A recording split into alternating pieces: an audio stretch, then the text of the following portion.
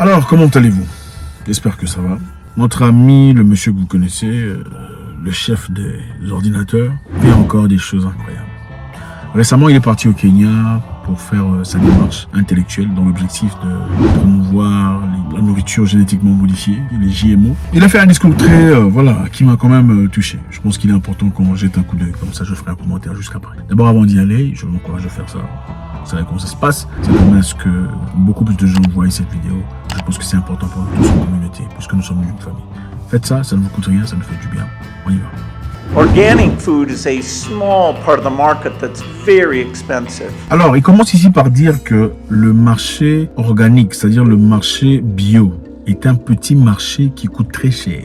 Le marché bio, c'est une petite partie du marché alimentaire, mais qui coûte très cher.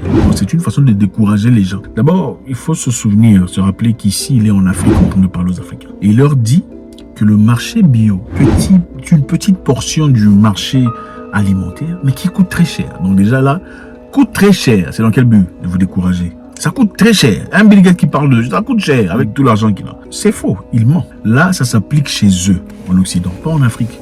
C'est vrai, le marché bio est petit et ça coûte cher en Occident. Les Africains, généralement, se sont servis du bio pour manger. On a grandi dans le bio. C'est une histoire qui est applicable chez eux, pas chez nous. Le marché de l'Afrique est un grand marché où, naturellement, 80% des fermiers sont des petits fermiers, évidemment, sont dans le bio. Ce n'est pas applicable. Suivez encore. But, you know, every piece of bread I've ever eaten is high productivity wheat, GMO wheat. Every piece of corn I've ever eaten is GMO corn. So these are things that billions of years of using these products have been done.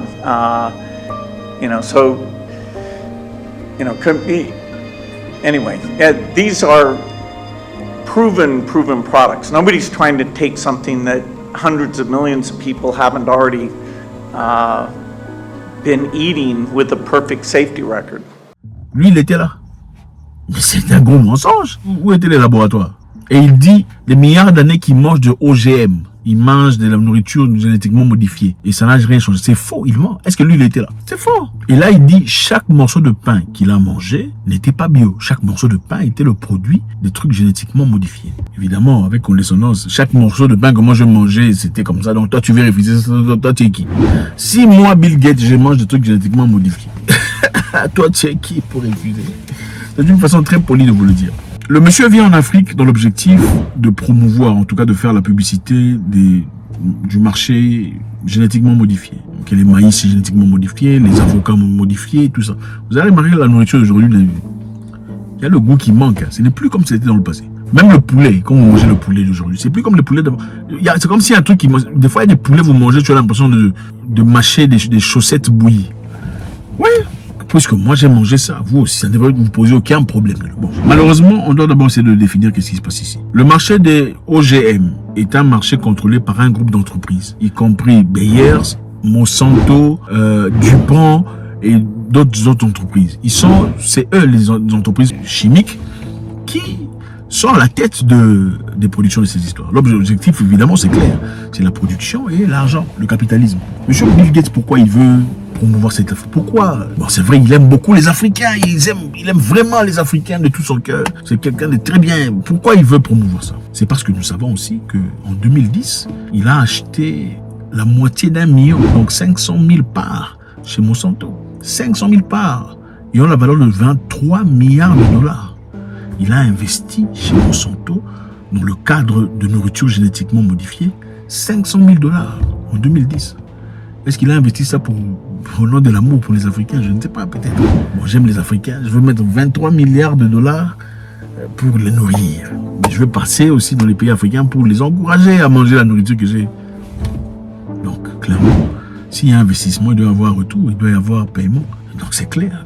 L'objectif par lequel il vient promouvoir son histoire de GMO, whatever vous voulez appeler ça, ce n'est pas parce qu'il est tout ça.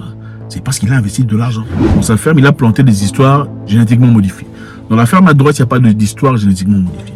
Quand il y a pollinisation, disons la ferme génétiquement modifiée a grandi, n'est-ce pas? Parce que ça grandit vite. Si vous comparez la pomme génétiquement modifiée, la pomme non génétiquement modifiée, la pomme génétiquement modifiée a une très belle apparence, délicieuse, tout ça, enfin, tout. C'est jaune, c'est rouge, enfin, peu importe.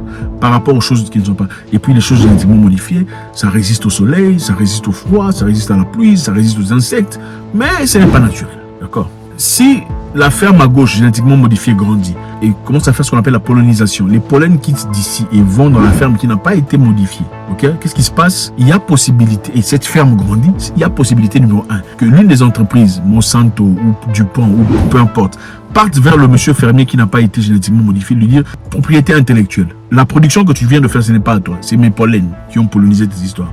On peut tester par ADN, on va trouver que c'est pollinisé par mes pollens. C'est-à-dire, je réclame cette ferme comme le mien. Ils peuvent le faire légalement, ils peuvent le faire. Numéro 2, même si tu ne veux pas être pollinisé par des trucs non génétiquement modifiés, même si ton désir est de garder tes histoires bio, du simple fait que ta ferme soit à côté de la ferme d'une personne génétiquement modifiée, obligatoirement ta ferme va changer. Maintenant, qu'est-ce qui se passe avec ces histoires? Ces grains génétiquement modifiés, ça ne produit qu'une seule fois. C'est-à-dire, tu plantes, l'avocat sort, ou la pomme sort, ou la tomate sort. Vous coupez l'avocat, vous cueillez la tomate, fini. Il faut encore aller chercher les semences génétiquement modifiées pour planter encore une deuxième fois. Vous ne pouvez pas vous servir des noyaux ou des semences qui sortent de votre production pour s'aimer encore une deuxième fois. Vous comprenez?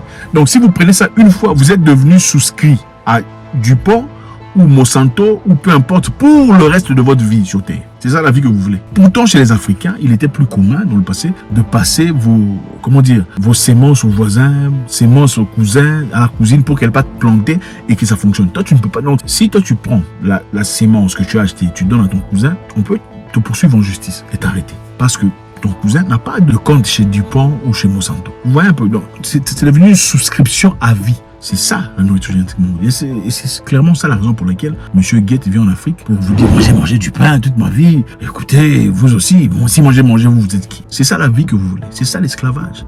Je vous rappelle ici que Bill Gates, il y a très longtemps, a été appelé en justice pour compétition injuste. Unfair competition, je ne sais pas comment vous dites ça en français. Compétition illégale. Après avoir produit ses ordinateurs, il a bloqué le système de sorte que son ordinateur n'accepte que des exploiteurs, explorers, des browsers de son entreprise, des moteurs de recherche de son entreprise. Donc, vous ne pouvez pas user de notre moteur de recherche pour trouver ce que vous cherchez sur Internet. Pour aller sur Internet, il fallait obligatoirement passer par Internet Explorer. Tout ce qu'il y a comme Google, Chrome et tout le reste ne pouvait pas fonctionner. C'est quand ils sont partis en justice. Donc, l'objectif, c'était de gagner tout le marché pour lui-même. C'est quand ils sont partis en justice qu'on a jugé que monsieur est illégal. On l'a même condamné pour beaucoup d'histoires. C'est à partir de là qu'il a commencé son programme de « Je donne ici philanthropie » pour changer son image. On va pas entrer dans les détails de cette histoire aujourd'hui. Je suis certain qu'on va essayer de shadowban cette vidéo. C'est aussi simple que ça. Shadowbanning, c'est quoi? C'est qu'on ne peut pas carrément bloquer la vidéo, on la ralentit. De sorte à ce que si vous avez par exemple 1000 personnes qui peuvent voir la vidéo ne sera délivrée qu'à 15, 20, 30 personnes. C'est ça shadowbanning. Voilà pourquoi on vous demande de faire ça, pour obliger le système de pousser la vie. Bill Gates est parti au Kenya pour aller promouvoir son histoire. Évidemment, l'objectif c'est de passer dans toute l'Afrique pour que les Africains abandonnent l'organique ou le bio et adoptent le génétiquement modifié. Parce que d'après lui, les gens ont essayé ça dans le passé, ça n'a fait aucun dégât. Donc, moi j'ai mangé les pains génétiques. Toi pourquoi tu en... Ça me donne même la colère. Faites un commentaire. On veut voir votre contribution. God bless.